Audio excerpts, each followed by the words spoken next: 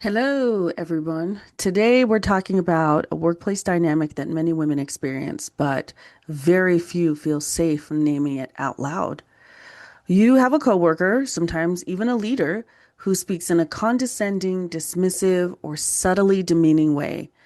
And what makes it harder is this: everyone notices it, but no one wants to confront it.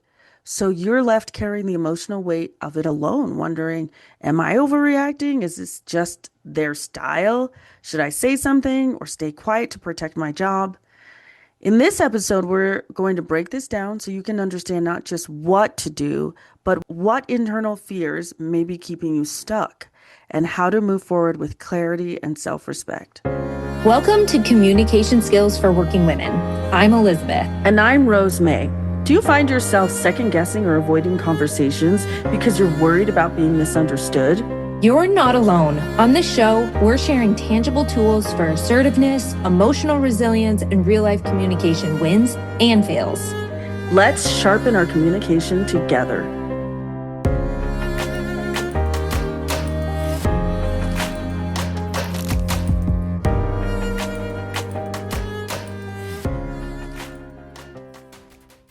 So I have behaved in this way, speaking in a demeaning way and condescending, sarcastic, interrupting.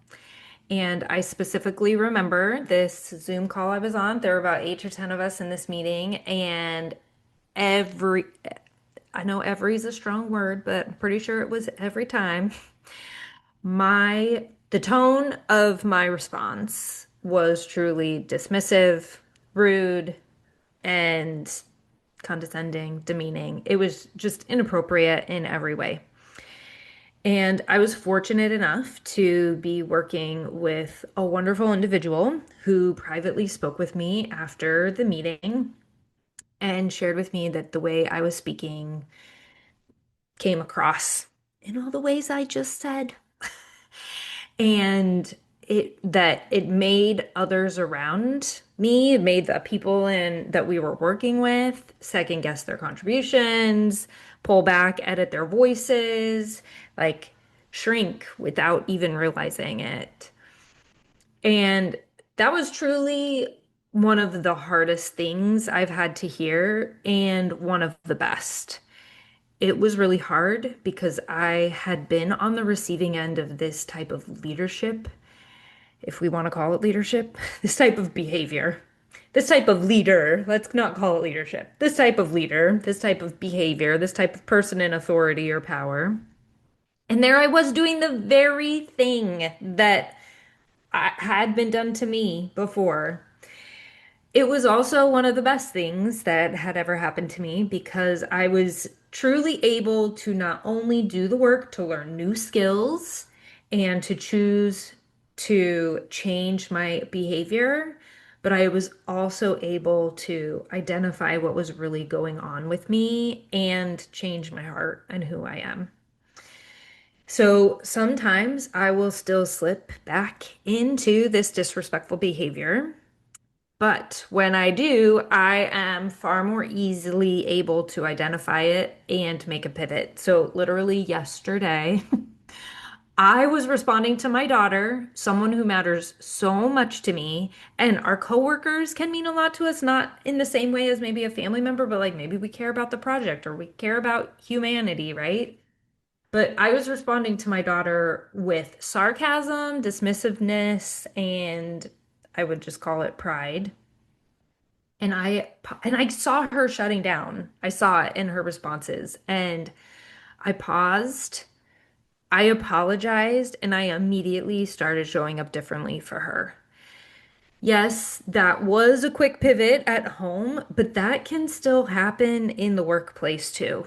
You can stop mid-sentence and say, "Hang on, I am really sorry. Let me try that again." And change your tone and show up from a place of respect. We are truly constantly on either end of the power. Let's dig into how to handle it in the workplace, where the person with the power is the one talking down. I love that you just mentioned this pivot that you did. I'm thinking about interactions recently, both this is like as a therapist in counseling, where I've realized like maybe someone has said something. I don't know that I would say necessarily shocking, but maybe like catches me off guard or and it's not about them. It's usually not about them. It's about like somebody else. So they're like maybe describing a situation and I find myself responding and I have done this like a lot in the last couple weeks. I'm like, "Oh, had to stop and say that was totally inappropriate of me to say. Let me start over." It's not you. It's really interesting when you find yourself in the situation where you're doing something that you don't like happening to you. But Right. yeah, so I appreciate you talking about pivoting. So let's walk through our framework step by step using this exact workplace scenario, and we're going to approach it from the opposite end. We're going to approach it from the position of the coworker that came to you and spoke with you, pulled you aside. This is actually making me think of a situation, an exact same situation I'm dealing with right now, where everybody knows that this is happening and everyone is very timid about saying something because their jobs might be in question, their reputation in the field might be in question. And so let's walk through the framework. So the goal here at I'm gonna give this person the name Bill. Can I give him Bill? Okay, It so was a woman. It oh, it was a, was a and woman. I think that is important. Like, Okay. it was a woman approaching another woman. Okay. And so, I'm gonna say Susie. I like Susie. Okay. okay, we've used So Susie a few other times. I know. It's That's not always a positive one, so we're going to give Susie a positive Susie spin. gets a positive spin today. So Susie wants to communicate confidently and professionally in all meetings and interactions, even when a coworker is using condescending or dismissive communication. This is not about changing them first. It's about reclaiming your voice in the environment as it is. And I think that this is kind of what I've been struggling with too. I should walk through this for myself actually, is that those are exactly my intentions. I want to be able to communicate confidently and professionally with this individual who's doing this. I think Susie also cared about the group, Mm-hmm. and I think she understood my role, Mm-hmm. and she knew if I continued, it wouldn't end well for the group. And so I really think she too had like the betterment of the group in mind as well. Mm. But do we want to just focus on you? Well, I haven't done it yet. Okay, okay. All Yeah, right. I need to, but I will be thinking about it as we go through. All right. So current actions, what was Susie doing and not doing? Now, honestly, looking at just behavior and not our feel or not the feelings. Okay. So I guess I don't know everything she was doing or not doing, but I can share what was observable for Mm-hmm. me. So she was actively participating in the group, and like when I look back on it and reflect on it, she was kind of trying to manage me in the conversations. And I think I Mm-hmm. noticed that, and it just made me a little more aware of what I was doing. But we're Mm-hmm. talking about Susie. So she was trying to I mean, she had the betterment of the group in mind. She also, I think, recognized the problem. And Mm-hmm. then I don't know if there was an internal struggle or debate as to whether or not to have the conversation with me, but what she chose to do was pull me aside privately and talk to me privately. And she was very clear and very kind. And it happened fairly like within a time, like it was before the next time the whole group had met. Mm, So it wasn't like, hey, do you remember this like 3 years ago?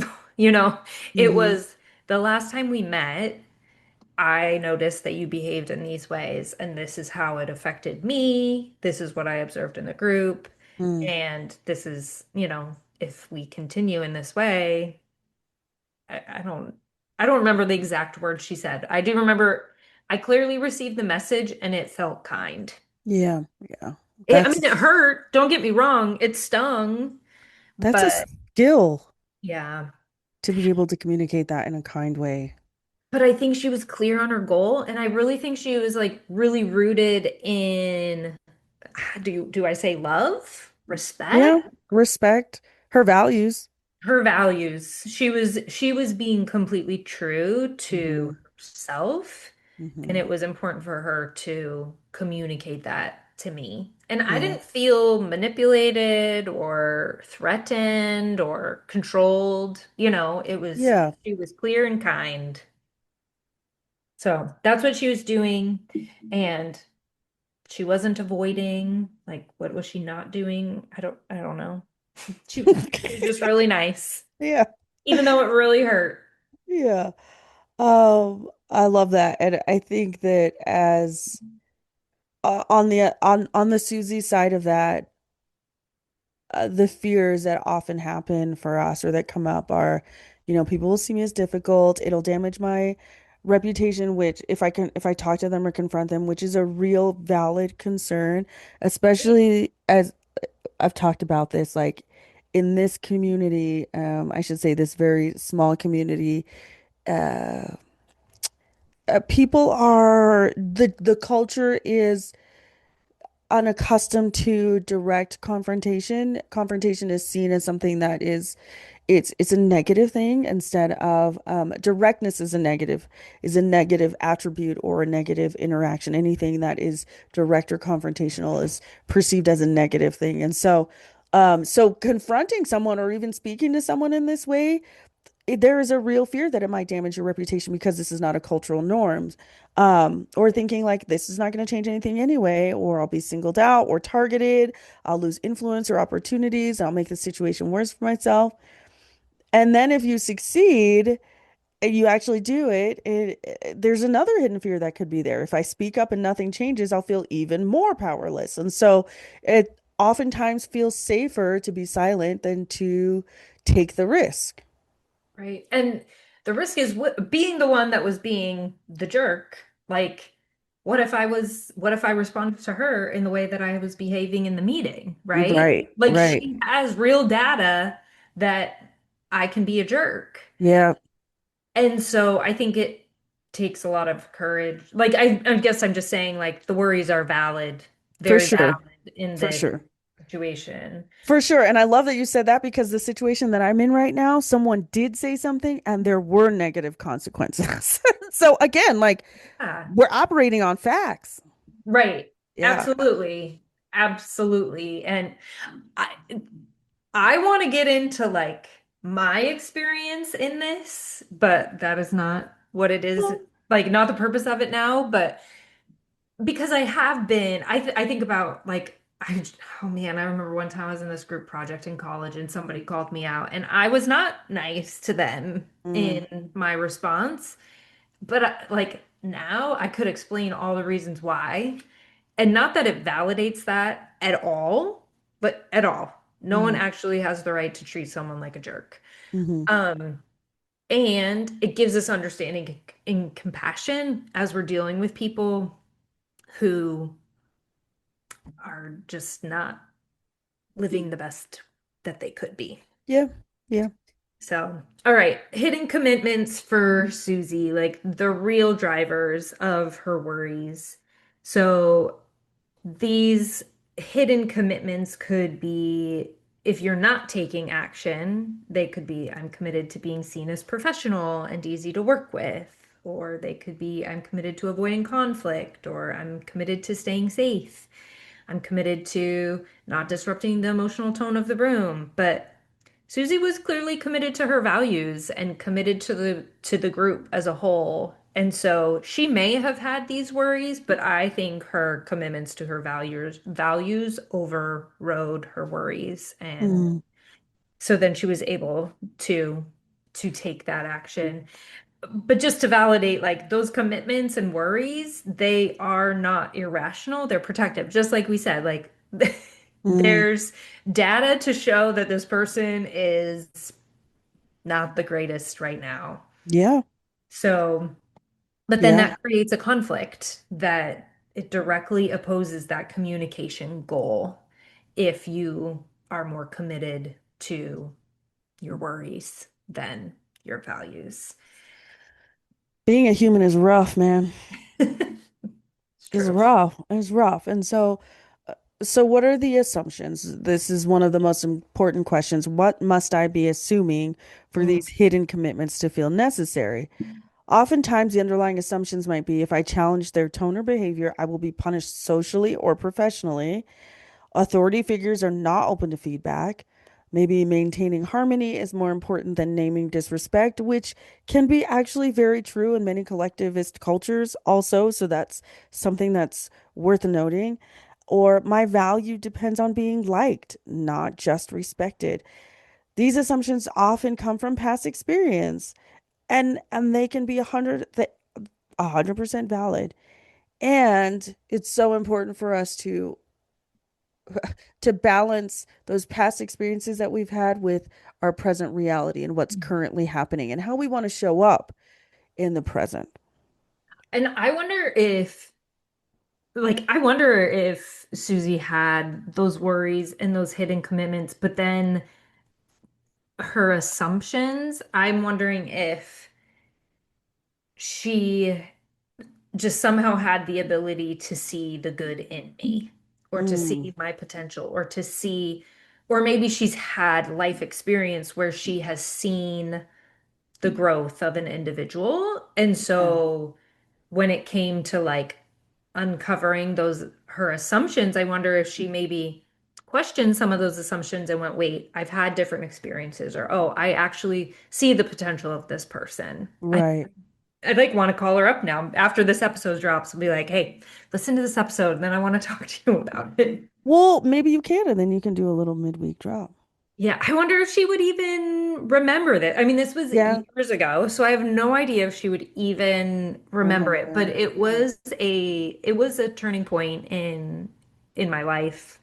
Yeah. Okay, so now we're gonna experiment because that is what we do once we uncover our assumptions. So we don't try to overhaul everything at once. We test little bits at a time. Here are some small, safe experiments that we can try. In a meeting, state one idea without softening language. I'd like to add a perspective here. So, not apologizing, not prefacing it with, I know this is different than what you think. You're just saying, I'd like to add a perspective. If condescension happens, pause instead of shrinking and say, let me finish my thought. If interrupted, calmly return. I would like to complete this point. That one is hard for me because sometimes when I'm interrupted, I like that presses a button for me. So Mm, to calmly return to it, sometimes I'm like, mhm. you just interrupted me. Can you be quiet for a minute? Right, That right. doesn't go well. Um, And so the goal is not confrontation. Really, the goal is data collection about safety and response. So try one approach. If it doesn't go well, then we try a different approach. If that doesn't go well, then we try a different approach. If it doesn't go well a third time, maybe we pull in some other people and try some Consult. Let's consults. consult. Yes. Yes, we consult. Yes. Last, but certainly not least, after we experiment, make your observations. We don't need to go into an emotional spiral. Just ask, like, what actually happened when I spoke clearly? Did the worst case scenario occur? How did others respond? Did my influence increase, decrease, or stay stable? Or what surprised me? I think this is a really good opportunity to even determine whether or not the space that you're in is values congruent or the leader with whom you're working is someone who can help you feel like you are aligned with your values. That's a really great reflective piece of information. And then, update your beliefs based on the evidence, right? Not the fear, because most of us women are discovering something important here. The imagined consequences are often larger than the real ones.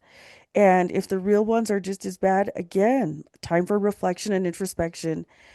Where this permits, there may be certain situations that or maybe complexities of our lives where we're not able to remove ourselves from that situation or not able to pivot, right? And so just being, even having the awareness and the clarity, though, can be really, really important in determining how we move forward. And even when that discomfort happens, it's often survivable and sometimes even respected. So keep that in mind too. You didn't die. You didn't die. You didn't die. So if you're in a workplace where someone with power communicates in a demeaning or condescending way and no one is addressing it, you are not imagining the impact it has on you. But you also don't have to lose your voice. The goal is not instant confrontation. The goal is clarity, presence, and self-trust. If this episode resonated with you, I just want to invite you to reflect on your own communication patterns this week. Where are you shrinking your voice? What are you protecting yourself from? What would it look like to speak just 10% more directly? And if you want deeper support, explore Communication Skills for Women resources at our website, communicateconnectthrive.com, or send us an email at communicationskillsforwomen@gmail.com. Until next time, speak clearly and listen bravely. When you feel confident in your communication, everything changes. We'd love to hear your wins, failures, and insights on Instagram at Communication Skills for Women. Leave a review and connect with us. Until next time, speak clearly and listen bravely.